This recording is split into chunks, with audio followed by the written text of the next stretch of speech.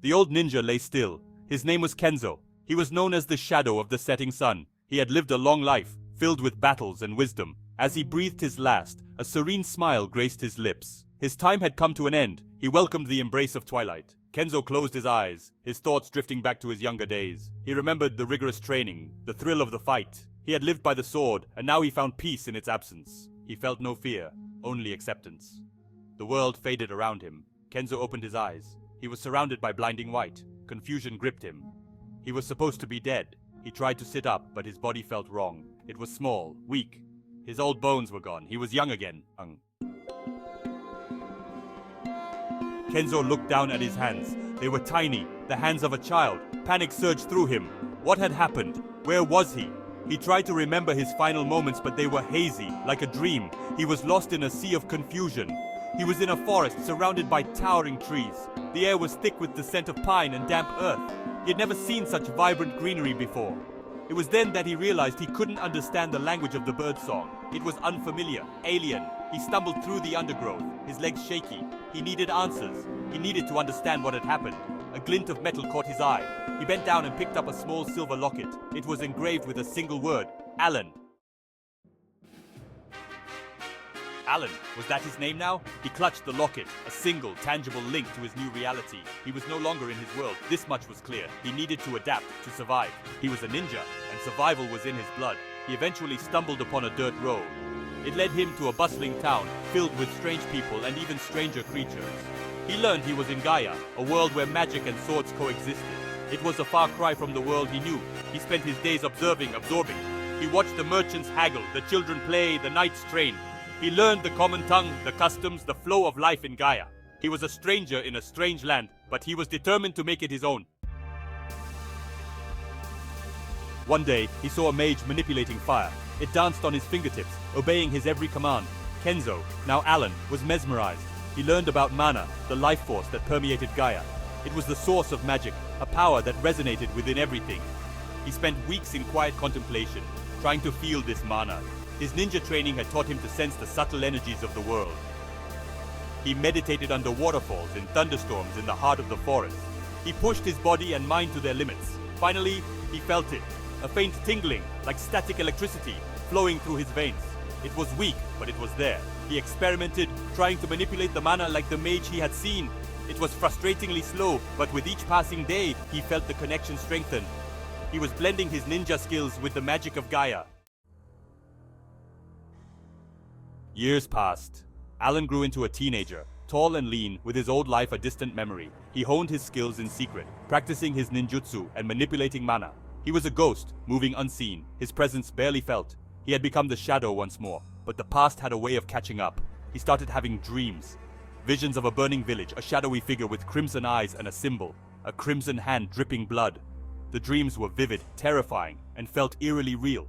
They haunted him, these echoes of a past life. He couldn't ignore them. He started asking questions discreetly, in taverns and marketplaces. Whispers of a forgotten cult, rumors of dark magic, and tales of a demon lord sent shivers down his spine. He discovered the symbol from his dream belonged to a long-forgotten cult, the Crimson Hand. They had been eradicated centuries ago for trying to summon a demon lord into Gaia. But the whispers persisted, tales of their return, of their growing power in the shadows. Alan couldn't shake the feeling that these events were connected to him, to his past life. He felt a responsibility, a calling to face this threat.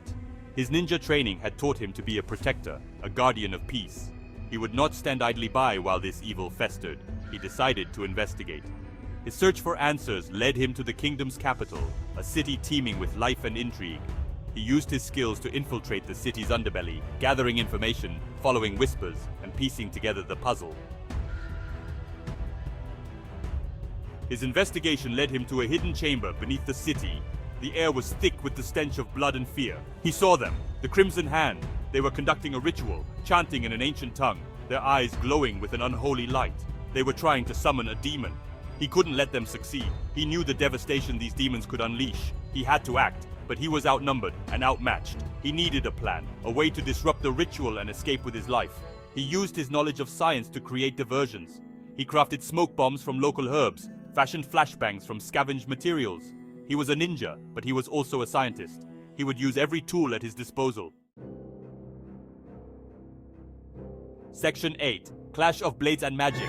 He struck at the height of the ritual, his attack swift and brutal. Smoke filled the chamber, screams pierced the air. He moved like a phantom, disorienting the cultists, turning their chaos against them.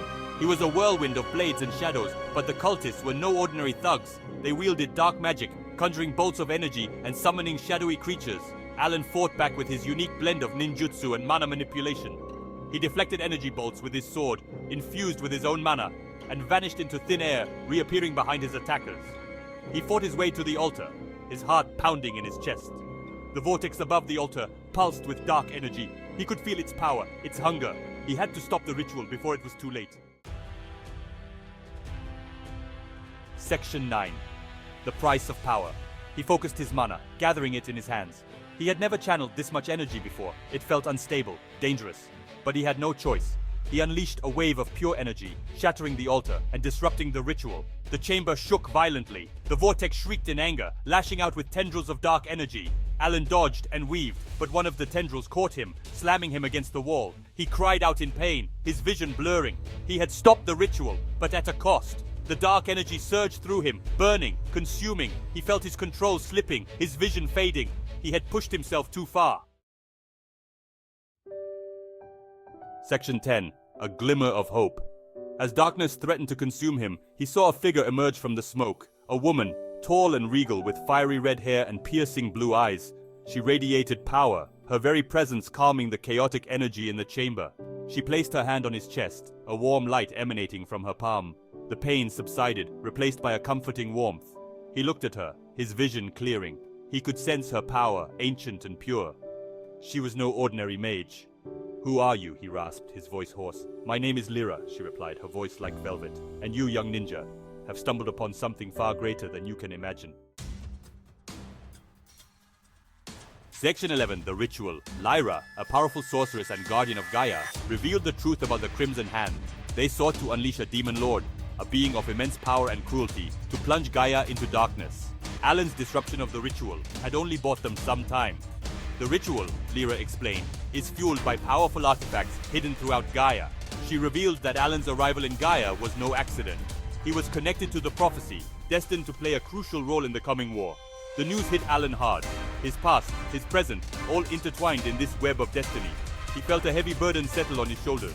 He was a ninja, trained to face danger, but this was on a scale he could never have imagined.